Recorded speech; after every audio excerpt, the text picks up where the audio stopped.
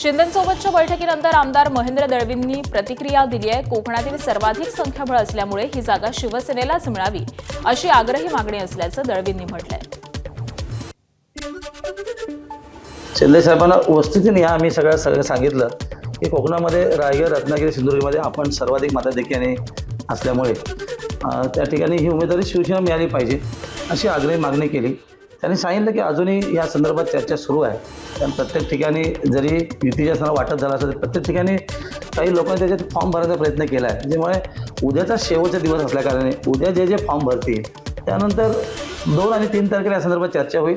4 तारखेला फॉर्म विड्रॉलची दिवस आहे। तर या दिवसावर आपल्या सगळ्यांना वाट बघावी लागेल। आम्ही परवा जाऊन तुम्ही बघितलं की सगळ्या मीडियासमोर आम्ही अर्ज दाखल केला आहे। तो आमचा अधिकार निश्चित आहे, कारण शिवसेना दिला जनाधार आहे। कदाचित उद्या बरेचसे चिरंजीव देखील भरतील। ही प्रक्रिया आहे। उद्याच्या दिवसापर्यंत प्रत्येकजण इच्छेप्रमाणे आपला तो फॉर्म भरणार आहे।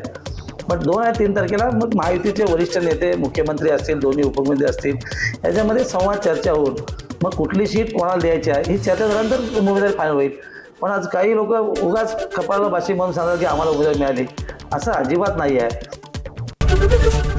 एबीपी माझा, उघडा डोळे बघा नीट।